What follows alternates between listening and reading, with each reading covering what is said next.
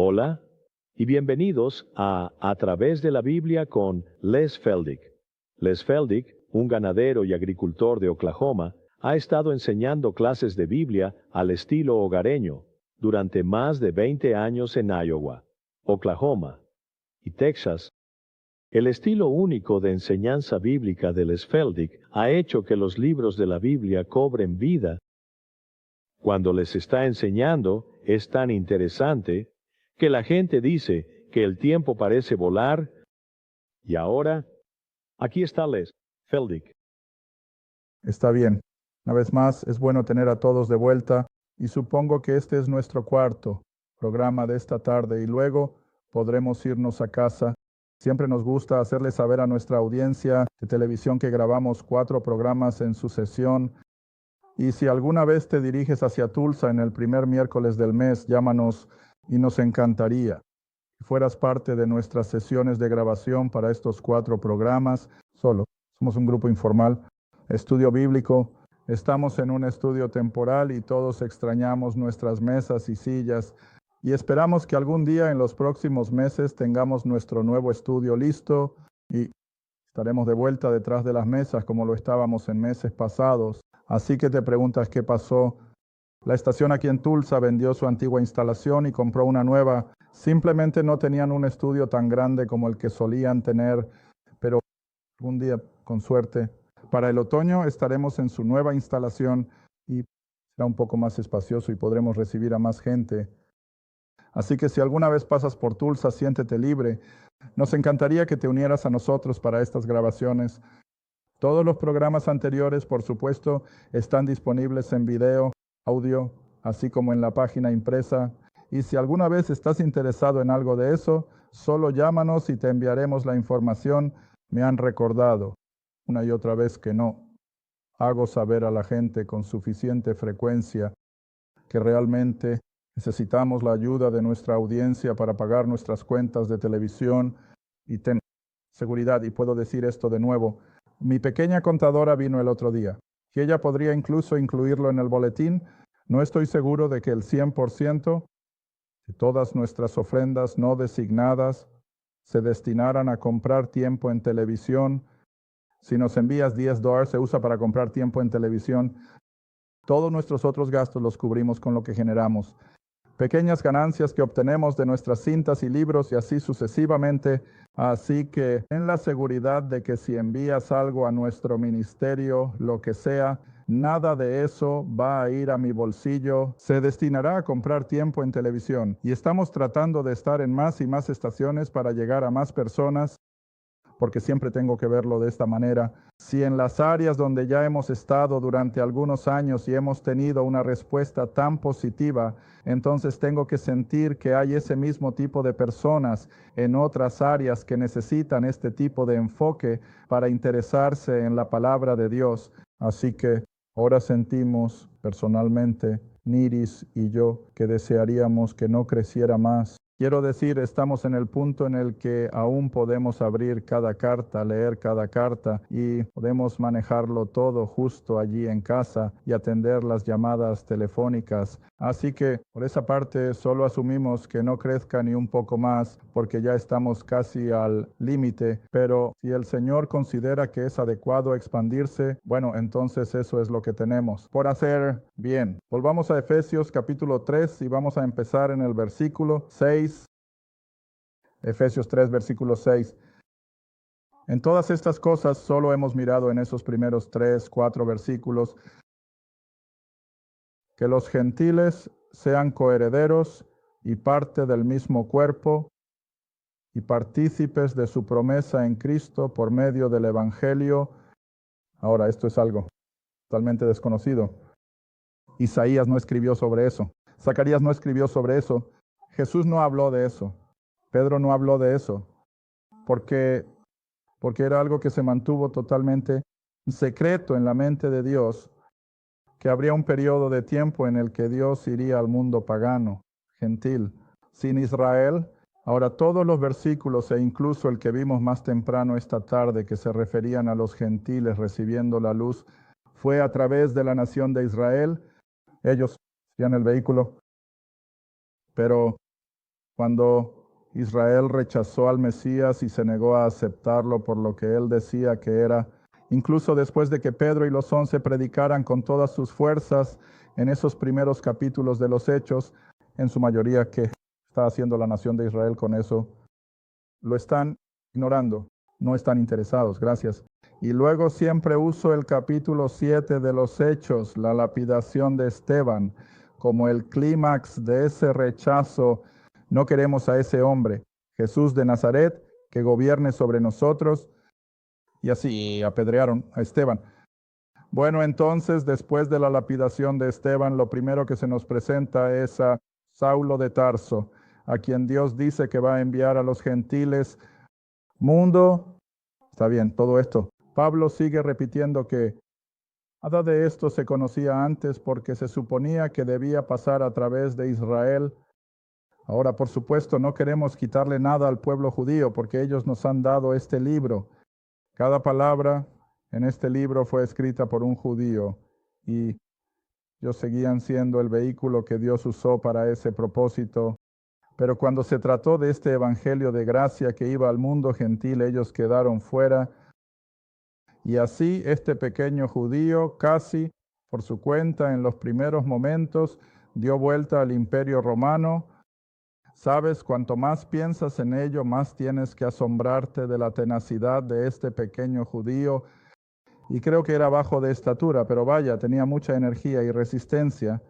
Y como dije en las palabras de cierre en nuestra última media hora, a pesar de todo, el sufrimiento, todas las golpizas y los azotes, los naufragios y todas las otras burlas y tormentos que le lanzaron, nunca se detuvo, nunca detuvo. Él simplemente continuó, predicando el evangelio de la gracia al mundo gentil.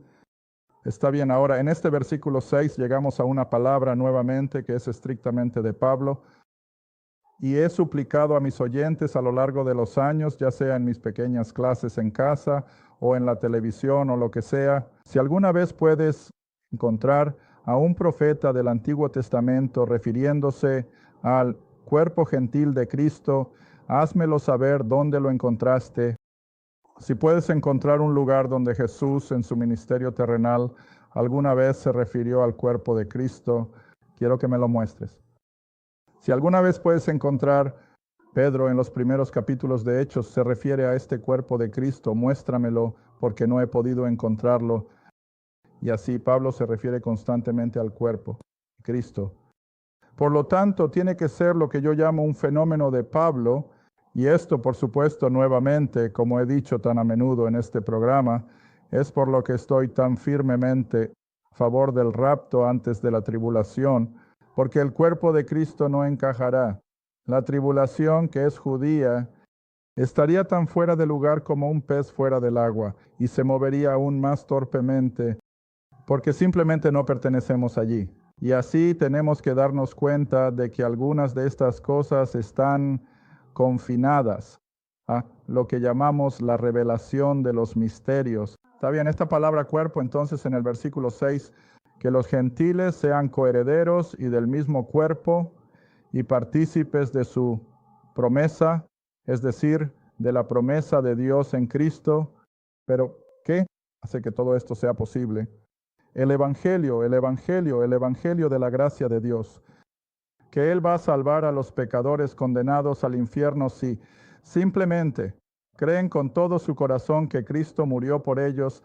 Ahora siempre tengo que detenerme y aclarar que no estoy hablando de un fácil creer. No estoy hablando de alguien que dice, oh, sí, creo que Jesús murió y creo que resucitó de entre los muertos. No estoy hablando de eso. Estoy hablando de la persona que simplemente desde lo más profundo de su ser se apoya en el hecho de que Cristo murió por sus pecados y resucitó de entre los muertos. Lo creemos. Estaríamos dispuestos a ser martirizados por ello, porque esa es la esencia misma de nuestra vida. Es que Cristo murió y resucitó de entre los muertos, y como resultado de que lo creemos, Él ahora nos ha colocado en el cuerpo. Está bien, volvamos al capítulo 12 de 1 Corintios. Y nuevamente todo esto es repetitivo si has estado conmigo a lo largo de estos últimos años, porque cuando enseñamos Corintios incluimos los versículos en Efesios y ahora estamos en Efesios, vamos a usar los Corintios.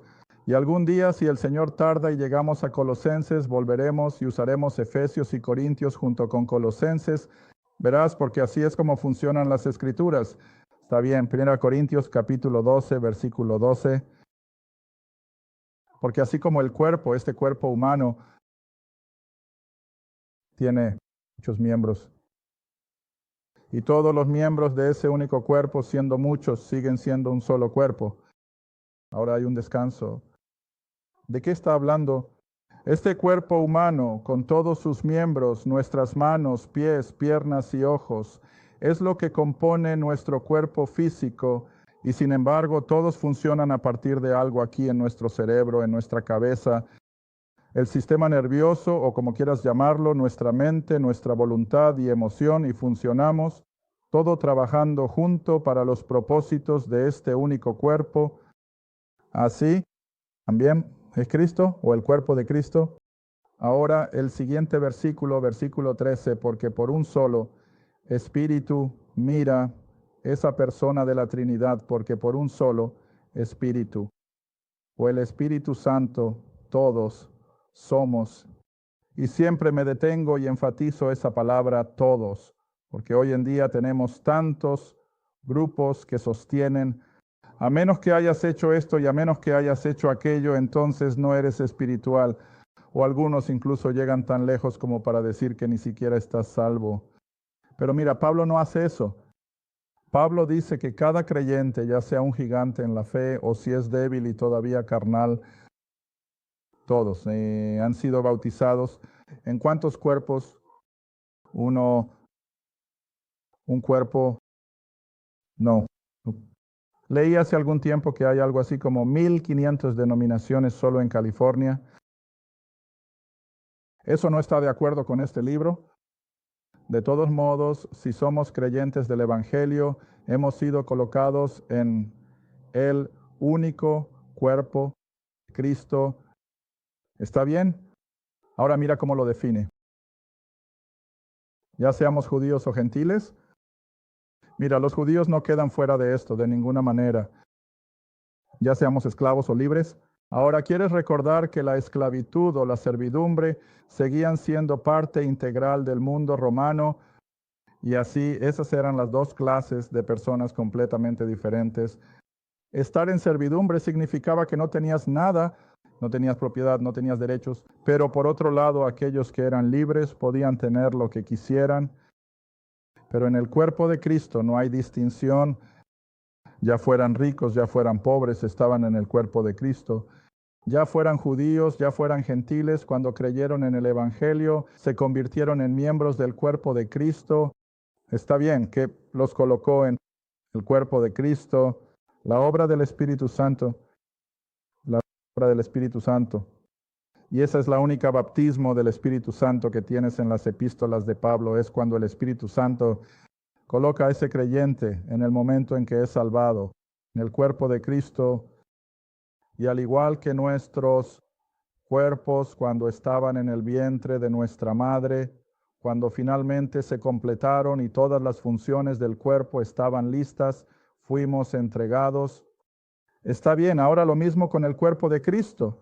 Cuando se salve la última alma y el cuerpo esté completo, el Señor nos va a llamar, y creo que estamos más cerca de lo que nos gusta pensar, pero lo que sea, les digo a las personas constantemente, si tienes prisa por la venida del Señor, sal y conviértete en un ganador de almas, sal y habla con la gente sobre las glorias de la salvación. Estamos viviendo en un mundo materialista, sin duda, pero el mundo aún sabe que tiene hambre de algo.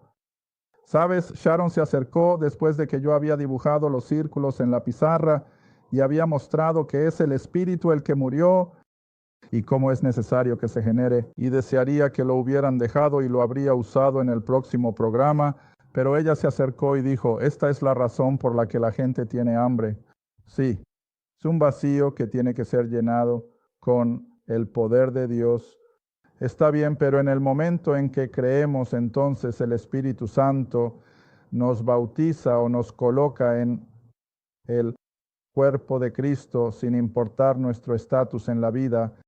Y luego, para terminar el versículo, y todos hemos sido hechos para beber o participar de ese único Espíritu. Nadie tiene un acceso mayor al Espíritu que otra persona. Está bien, ahora entonces, el versículo 14. Porque el cuerpo, ya sea que hables del cuerpo humano o del cuerpo de Cristo, no hace una gran diferencia. El cuerpo no es un solo miembro, pero que muchos. ¿Ves? Y todos somos miembros de ese mismo cuerpo de Cristo. Ahora, solo para mostrarte cuánto énfasis pone el apóstol Pablo en este término, voy a tocar solo algunos de ellos, no todos, pero voy a pasar al menos una página en mi Biblia hacia 1 Corintios capítulo 12. Continuando lectura, versículo 26. Y nuevamente ahora se está refiriendo al cuerpo humano. Sí, un miembro sufre. Todos los miembros sufren con él. En otras palabras, si te das un golpe en el pulgar con un martillo, te duele todo, porque va al sistema nervioso central. Está bien. Por otro lado, si un miembro de nuestro cuerpo está tener algo bueno, todo el cuerpo se regocija. En otras palabras, tienes un postre extra delicioso. Chico, quiero decir, simplemente te deleitas en ello por todas partes, ¿ves? Y así la analogía, la misma con el cuerpo de Cristo. Si un compañero creyente está sufriendo, todos sufrimos.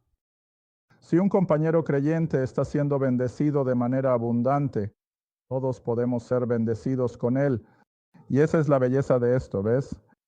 Y así que ahora, versículo 27, porque ahora tú, como creyente, eres el cuerpo de Cristo. Pero como individuos, ¿qué somos?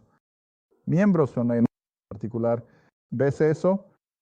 Está bien, pasemos a otro. Volviendo al libro de Efesios, donde estuvimos hace varias semanas en el capítulo 1. Efesios capítulo 1. Bajando al versículo 22 y 23. Efesios 1. Probablemente aquí es donde estábamos hace un par de grabaciones. Efesios 1, 22 y 23. Y todo lo ha puesto bajo sus pies. Es decir, el Dios Trino ha puesto todo bajo los pies de Cristo, Dios el Hijo, y le dio para que fuera la cabeza sobre todas las cosas para la iglesia, que es su cuerpo. Ahora, lo leí de esa manera a propósito, porque mira, al final del versículo 22, solo hay una coma, no un punto, y le ha dado a Cristo para que sea la cabeza sobre todas las cosas para la iglesia, coma, que es su cuerpo. ¿Ves qué diferencia hace eso? Y el cuerpo es la plenitud, el complemento de el que llena todo en todos. Ahora, ¿recuerdas cuando estuvimos en esto hace varias semanas, meses? Hice la analogía, es la misma palabra de la que se habla. Así como Eva fue la ayuda o el complemento para Adán, lo que significaba que Adán no estaba completo hasta que tuvo a su esposa. Bueno, Cristo lo está viendo de la misma manera. Él está esperando y esperando y esperando a que su novia, el cuerpo de Cristo, finalmente se consuma con Él en gloria, y así Él es la cabeza sobre todas las cosas para el cuerpo, que es su iglesia. Está bien. Y luego en la página siguiente, en Efesios capítulo 2, versículo 16, y todo esto solo complementa lo que dice en el capítulo 3 de Efesios, que todas estas revelaciones de los misterios eran para lograr este único cuerpo, versículo 16, y que Él pudiera reconciliar ambos. Bueno, supongo que deberíamos volver al 14. ¿Quiénes son los dos? ¿Judío y gentil? Porque Él, Cristo, es nuestra paz, versículo 14, quien ha hecho de ambos, judío y gentil, uno, derribando la pared intermedia o partición entre nosotros. habiendo abolido en su carne en la cruz la enemistad, incluso la ley de los mandamientos contenidos en ordenanzas, para hacer de los dos un solo hombre nuevo, así haciendo la paz. Y luego el versículo 16, que él pudiera reconciliar a ambos, judío, gentil, ante Dios en un solo cuerpo. Mira, no son dos cuerpos separados, sino un solo cuerpo. ¿Y qué lo hizo posible? La cruz, la cruz. Por eso Pablo dice, predicamos, Cristo crucificado, y es esa muerte, sepultura, resurrección del Evangelio de Pablo. Eso hace posible la aparición y la consumación del cuerpo de Cristo. Está bien, ahora puedes venir a donde estábamos en el capítulo 3, pero quiero avanzar un momento al capítulo 4. Quiero abordar todos estos versículos que están surgiendo sobre el cuerpo de Cristo. Así que si no recuerdas nada más esta tarde, recuerda que Pablo está constantemente enseñando sobre el cuerpo de Cristo. El cuerpo de Cristo, y en ningún otro lugar de las Escrituras no encontrarás una referencia al cuerpo de Cristo en el libro de Apocalipsis. No encuentras el cuerpo de Cristo en 1, 2 y 3 Pedro, o en 2 Pedro y 1, 2, 3 Juan. No está ahí. No encuentras el cuerpo de Cristo en los 4 evangelios. Simplemente no está ahí. Pero las epístolas de Pablo están llenas de eso, ¿ves? Está bien, Efesios capítulo 4. Y veamos versículo 12. Para la perfección o el madurar de los santos, para la obra del ministerio, para la edificación de que el cuerpo, Cristo, ¿ves cómo sigue apareciendo todo el tiempo? Está bien, ahora vamos a Colosenses por un minuto. Revisa Filipenses y ven a Colosenses. Colosenses, creo que el primero probablemente está en el capítulo 3. Colosenses, capítulo 2, lo siento. Colosenses capítulo 2, bajando al versículo 16 y 17. Oh, no puedo pasar por alto el 14. Simplemente no puedo. Tengo que usarlo cada oportunidad que tenga. Me encanta ese versículo. Veámoslo de nuevo y luego bajaremos a donde queremos estar en el versículo 17. Colosenses 2, comenzando en el versículo 14. Borrando escritura de las ordenanzas que estaban en nuestra contra, era contrario a nosotros. Ojo, para un momento. ¿Recuerdas los versículos que leímos en Levítico 5?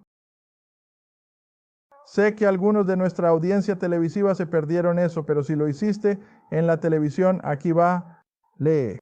Levítico 5, los primeros 5, 6, 7 versículos, y recordarás que si tocas algo muerto, que instruía Levítico, tenías que llevar un sacrificio al sacerdote para la purificación. Oye, eso era parte de estas ordenanzas que fueron crucificadas. Mira, por eso no tenemos que hacer algo así hoy. Está bien, continuando con la lectura. Así que era contrario a nosotros y lo quitó de en medio, clavándolo en su cruz. Habiendo despojado a los principados y a las potestades, los exhibió públicamente, triunfando sobre ellos en ello. Ahora creo que esos son los poderes y principados de Satanás. Él fue completamente derrotado en la cruz y en la tumba de la resurrección, y nunca más tenemos que sucumbir a su poder. Está roto, ¿verdad? Y así triunfó sobre ellos. Ahora el versículo 16, y de nuevo, por la obra de la cruz, por el derramamiento de la gracia de Dios. Por lo tanto, que nadie te juzgue en cuanto a la comida, o más en ti en bebida, en cuanto a un día santo, o de la luna nueva, del día de sábado. Mira, eso era toda ley. ¿Ves eso? Y Pablo dijo, no dejes que alguien se acerque a ti con estas cosas de la ley. Fueron crucificados con Cristo. Está bien, versículo 17, pero tenían su lugar, por supuesto que sí, como una sombra. ¿Ves? Y eran una sombra, las cosas por venir. Pero el cuerpo que está aquí y ahora es de qué? Es de Cristo. Quiero decir, es algo real. Oh, no podemos verlo en su totalidad, pero podemos experimentarlo mientras compartimos con creyentes de ideas afines Está bien. El cuerpo de Cristo. Pensé que tenía uno más, pero tal vez eso es todo. Por ahora en Colosenses, pero solo ten en cuenta que a medida que lees las cartas de Pablo, sus epístolas, que este es un término de Pablo, es una doctrina de Pablo que surge la revelación de los misterios, estas cosas que se mantuvieron en secreto hasta que fueron reveladas a este apóstol. Está bien, volvamos al capítulo 3. Versículo 7. De lo cual, es decir, ser el apóstol de los gentiles, de lo cual fui hecho ministro según el don, la gracia de Dios. Ahora, ¿recuerdas lo que enseñé más temprano esta tarde? Supongo que en la primera media hora. ¿Cuántas veces a lo largo de la historia humana tuvo Dios razones suficientes para simplemente eliminar a la raza humana? Una y otra vez. Mamá, he estado leyendo un libro últimamente, una biografía de una niña que salió de Ucrania durante el régimen comunista de Rusia y el tormento por el que pasaron las personas. Primero por los comunistas, y luego vienen los ejércitos nazis, y luego llevados de regreso a Alemania, prisioneros, y trabajando como mano de obra esclava. Y ella comienza su historia cuando apenas es un bebé, y para cuando la Segunda Guerra Mundial está en su punto más álgido, ella nació en el 36, así que en 1940 tenía 4, 41 tenía 5. Y los horrores de todo ese periodo de la historia, todo por culpa de hombres malvados. ¿Por qué Dios no simplemente los eliminó? Bueno, su gracia, ¿ves? Incluso un hombre como Hitler, tan malvado y perverso como era, lo amó Dios lo suficiente como para salvarlo. Claro que sí. Si él hubiera sido un creyente, si hubiera reconocido completamente su falta, Dios lo habría salvado. Ahora, eso está más allá de nuestra comprensión, pero él lo habría hecho. Pero lo miramos, ¿por qué no los eliminó? Porque eso es lo que merecen. Pero, oh, la gracia de Dios, ¿ves? La gracia de Dios, que los más impíos, como lo dice Pablo en Romanos, ¿dónde abundó el pecado? La gracia abunda mucho más, ¿ves? Está bien, entonces, en el versículo 7, de lo cual él dijo, fui hecho ministro según el don de la gracia de Dios, que me fue dada. ¿Cuál? Es el pronombre otra vez. A mí. Ahora no está escribiendo desde un punto de vista egotista. Él está escribiendo a través del poder y la inspiración del mismo Espíritu Santo de Dios. Y así, Él es el trabajo instrumental y eficaz del poder Dios. No de sí mismo, sino de Dios. Él era simplemente la arcilla. Él era simplemente el instrumento que Dios estaba usando. Fue el poder de Dios el que transformó el imperio romano, pero Pablo fue el instrumento. Pero, nuevo, siempre tengo que detenerme y pensar, si Pablo no hubiera estado dispuesto a sufrir por el bien del Evangelio, ¿podría Dios haberlo usado? No, por supuesto que no. Y es lo mismo con cualquiera de nosotros. Dios no puede usarnos a menos que estemos dispuestos y seamos flexibles y le dejemos hacer lo que necesita hacerse. Y luego, por supuesto, la otra palabra clave aquí en el versículo 7 es el trabajo eficaz de Dios. ¿Qué fuerza? Y ese poder, por supuesto, fue epitomizado, fue liberado en la resurrección. En su resurrección el poder de Dios se volvió completamente suficiente para luchar contra todos los males y el poder de las fuerzas satánicas y la muerte y todo lo que la acompañaba.